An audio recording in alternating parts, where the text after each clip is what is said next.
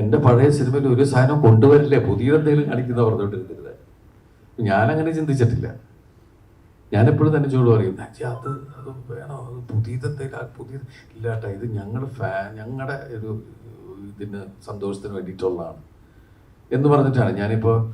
ഞാൻ വന്ന് ഇറങ്ങുമ്പോൾ തന്നെയുള്ള ഒരു റെഫറൻസ്, പിന്നെ നമ്മൾ ഇൻ്റർവെല്ലിന് പോകുന്ന ചേസ് നടക്കുമ്പോഴുള്ള റെഫറൻസുകൾ, അപ്പോൾ അതൊക്കെ റീക്രിയേറ്റ് ചെയ്യുക. ശരിക്കും പറഞ്ഞ ഒരു സ്പൂഫ് സ്വഭാവമുണ്ട് ഈ സിനിമയ്ക്ക്.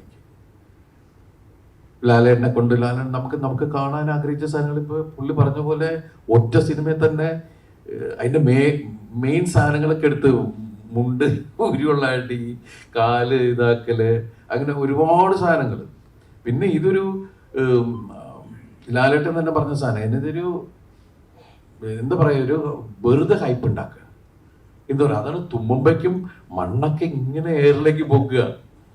സാധാരണ അങ്ങനെ അഭിനയിച്ചുകൊണ്ടിരുന്ന് കഴിഞ്ഞിട്ട് പല സംഗതി, എടാ ഇങ്ങനെയൊക്കെ ആരെങ്കിലും ഉണ്ടാവോടാ, ഇത് നമ്മളെടുത്ത് ചോദിക്കും, എന്ത് മനുഷ്യന്മാരല്ലേ അത് എന്നൊക്കെ ചോദിച്ചിട്ട്. കാരണം നമ്മളിപ്പുറത്ത് വേറെ തരത്തിൽ അതിനെ എൻജോയ് ചെയ്ത് നമ്മൾ തന്നെ അതിനെ ക്രിട്ടിസൈസ് ചെയ്ത് വേറൊരു ലോകമാണ് ഇങ്ങനെ കുറേ ആൾക്കാർ. പിന്നെ ഇതിൻ്റെ സ്ക്രിപ്റ്റ് എന്ന് വെച്ചാൽ കുറേയൊക്കെ ഇപ്പോഴത്തെ ഒരു വേർഷനിൽ ആൾക്കാർക്ക് കൂടുതൽ ബുദ്ധി എന്ന് പറയുന്ന ഒരു സാധനത്തെ കരച്ചാൽ ഒരുപാട് ക്ലാരിറ്റി കൊടുക്കണ്ട.